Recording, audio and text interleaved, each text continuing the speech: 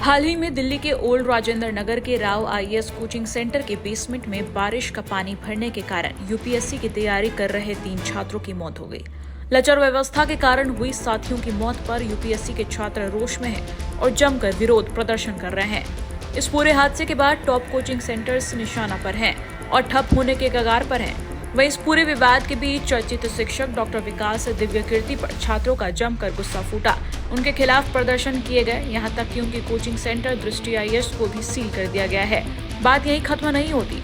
दिव्यकीर्ति के बाद पटना के खान सर भी निशाने पर हैं। उनके खिलाफ भी जमकर प्रदर्शन किए गए। तमाम मीडिया उनके कोचिंग सेंटर्स की असलियत दिखाई।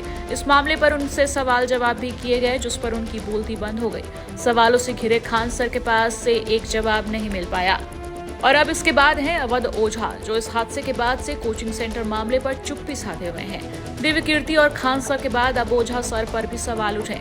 सोशल मीडिया पर भी इन तीनों शिक्षकों को काफी ट्रोल किया जा रहा है। सोशल मीडिया पर इन सब पर तो जैसे सवालों के बौछार किए जा रहे हैं। सोशल मीडिया एक्स पर तमाम यूजर्स ओल्ड राजेंद्र नगर हादसे की तस्वीरें पोस्ट करते हुए लिखते हैं, ओल्ड राजेंद्र नगर में हुए इस हादसे के बाद अलख पांडे सर, खान सर, विकास दिव्यकीर्ति सर और अवध ओझा सर सभी अपनी अपनी बिल में चले गए हैं। ये सभी शिक्षक अपने YouTube चैनल पर बड़ी बड़ी बातें करते थे और बच्चों को IAS IPS बनाने के नाम पर उनका भविष्य बना रहे थे और मोटी कमाई कर रहे थे। शर्मनाक। वहीं किसी ने ट्वीट किया है, भारत के ज्ञानी श्री श्री 108 श्री महाज्ञानी मठाधीश हैशटैग विकास दिव्यकीर्ति जी और श्री श्री 108 श्री बकैती श्री हैशटैग अवध ओझा कहीं दिखाई नहीं दे रहे।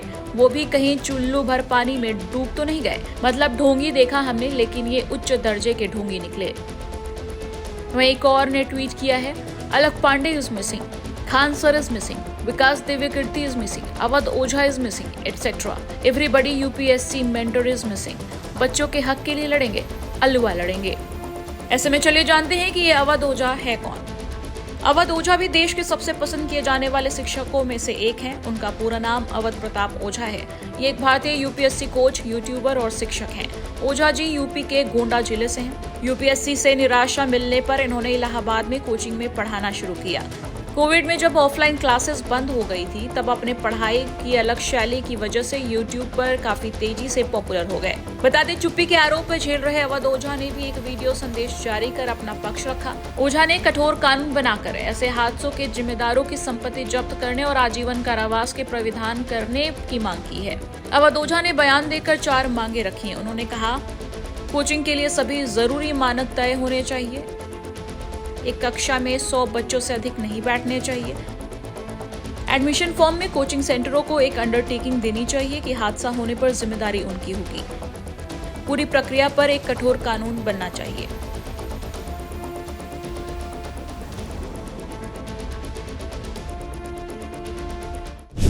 दिल्ली के कई इलाकों में जलभराव की स्थिति देखने को मिली। इसी बीच में ओल्ड राजेंद्र नगर के अंदर भी जो मामला यूपीएससी छात्रों से जुड़ा है वो अभी भी गरमाया हुआ है।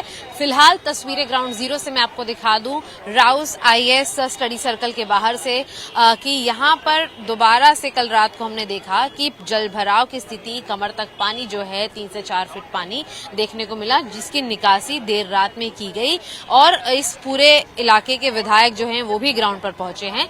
लेकिन फिलहाल जो छात्र थे वो बरसात में भी प्रोटेस्ट जारी रख रहे थे और सवेरे की तस्वीर ये है कि पुलिस हो, रैपिड एक्शन फोर्स हो, यहाँ पर वो अपनी एक्शन में अभी भी है, क्योंकि छात्र जो हैं वो अभी भी यहाँ पर मौजूद हैं और कहीं ना कहीं अपने मुद्दे रखते हुए नजर आ रहे हैं। एक बार बातचीत भी करेंगे छात्रों से। आप देखेंगे कि कैंडल मार्च है वो अभी भी इनका जारी है। कल पुलिस द्वारा जो इनके पोस्टर्स थे, बैनर्स थे, वो छात्रों के समर्थन वाले हटा दिए गए हैं। हालांकि छात्र अभी भी बरकरार है। देर रात में बारिश भी हुई, वैसा ही कुछ मंजर देखने को मिला कि पानी बहुत ज्यादा भरा था। प्रोटेस्ट हालांकि छात्रों ने नहीं रोका है। कब तक इस तरीके से प्रोटेस्ट जारी रहेगा? मैम, जब तक ना हमारी मांगे पूरी नहीं हो जाती तो प्रोटेस्ट खत्म होने का मतलब ही नहीं बनता। कल हम सब लोग भूख हड़ताल के बाद, मुझे लगता है 24 आवर्स की भूख हड़ताल रही थी कल।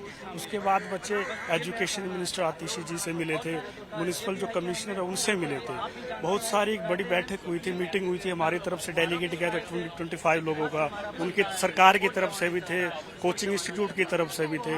एक बड़ा डेलिब्रेशन हुआ जिसमें कुछ पॉइंट्स में सहमति हुई है कि we will fix the problem, like drainage system है, वायरिंग का इशू है, first of all madam accountability fix नहीं कर पाती। फर्स्ट ऑफ ऑल जो इशू क्या हो रहा है कि डेथ्स होने के बाद भी ना they are beating around the bush, direct bullseye hit नहीं कर पा रहे हैं, अकाउंटेबिलिटी फिक्स ही नहीं कर पा रहे अब तक ना। तो मुझे लगता है ये कहीं ना कहीं एक बड़ा एडमिनिस्ट्रेटिव फेलियर है। सरकार हाँ जी अभी भी बरकरार है और देखिएगा अभी भी कोशिश कर रहे हैं कि प्रोटेस्ट खत्म हो जाए, बट मुझे लगता है हम तब तक रुके रहेंगे जब तक हमारी मांगे ना पूरी हो जाए। ठीक है, मैं अन्य लोगों से बातचीत करूंगी। अभी भी प्रोटेस्ट जारी है, आप लोग भी पुलिस पर सवाल उठा रहे हैं। भूख हड़ताल हो गई है, पानी रात को जमा था, हालांकि उसे हटाया गया, विधायक खुद पहुंचे थे। कल जो है आपका डेलीगेशन मिनिस्टर से भी मिलने गया है। कुछ उसके बाद होप्स हैं, कुछ बदलाव आपने महसूस किया? मैम, हम होप्स का क्या करेंगे, हमें तो एक्शन चाहिए ना। कल हमने बोला आपको टाइम चाहिए, आप टाइम दीजिए, बट हमें रिटर्न में दीजिए कि आपको इतना टाइम फ्रेम चाहिए अपनी चीजें एग्जीक्यूट करने के लिए, बट रिटर्न में कहीं नहीं है। हमें साइन चाहिए ऑन पेपर। बच्चों ने डिमांड करी यहाँ पे कि आप साइन करके जाइए, will be cooperating with you, but वो कुछ भी नहीं हो रहा है। वो चली गई यहाँ से उठ के। एंड पहले वो क्या बोल रही थी कि हम आपके साथ तब तक बैठेंगे जब तक आप सेटिस्फाई नहीं हो जाते हैं। उसके बाद हमारे क्वेश्चन ये झेल नहीं पाए तो ये चले गए हैं यहाँ से। देख सकते हैं कि तीखी आवाज है। कल दिल्ली हाई कोर्ट के अंदर भी सुनवाई हुई, जहां पर उन्होंने तीखी टिप्पणी की है, सख्त टिप्पणी की है एमसीडी पर, दिल्ली पुलिस पर कि अब तक जांच में क्या हुआ है, और एमसीडी पर भी सवाल उठाए हैं कि इंफ्रास्ट्रक्चर को लेकर इतनी कमजोरी क्यों है। तो कहीं ना कहीं कोर्ट आपके समर्थन में कम से कम सवाल उठा रही है। Ma'am, that is a bigger initiatives that has been taken by the court, okay? Because अगर हम कभी भी प्रॉब्लम में आते हैं तो हमें एक आशा, एक उम्मीद होती है, एक नाउम्मीदगी की किरण में भी उम्मीद होती है कि कोर्ट में जाके हमें जस्टिस मिलेगा। And we all are responsible citizen of India, so being the best citizen of India we must know our perceptions, our expressions, ये सब चीजें हम कर सकते हैं। द थिंग इज, ये सवाल और सवालात का वक्त नहीं है, ये लाइफ सेफ्टी सिक्योरिटी मेजर्स का वक्त है, जो कि एडमिनिस्ट्रेशन, चाहे वो एमसीडी की हो, चाहे किसी इंडस्ट्री ऑर्गेनाइजेशन की हो, सबको केयर करना पड़ेगा। केयर करना बहुत इंपॉर्टेंट है। अगर हमें बॉडी को खरोच आ जाती है तो हम बहुत केयर करते हैं, हमें बहुत पेनफुल मोमेंट फील होता है। तो वैसे ही किसी फैमिली के अगर चिराग का या बच्चों का अगर लॉस होता है तो आप समझ सकते हैं वो फैमिली आपकी हो सकती है, हमारी हो सकती है। सीधे सीधे सवाल हैं जो कि सिस्टम्स पर भी उठते हैं। हालांकि कोर्ट ने जिस तरीके की ऑब्जर्वेशन ली है उससे ये उम्मीद है कि जब इन्वेस्टिगेटिंग ऑफिसर्स, एमसीडी के और दिल्ली पुलिस के उच्च अधिकारी कोर्ट रूम में अगली सुनवाई में मौजूद होंगे तो इस वी वांट जस्टिस के नारों को और बुलंदगी मिलेगी, क्योंकि स्पष्टता सामने आएगी कि आखिर रिस्पॉन्सिबिलिटी किसकी है। लेकिन फिलहाल गर्मी और उसके बाद बारिश और उसके बाद जलभराव के बाद भी जो छात्रों का प्रदर्शन है वो थम नहीं रहा।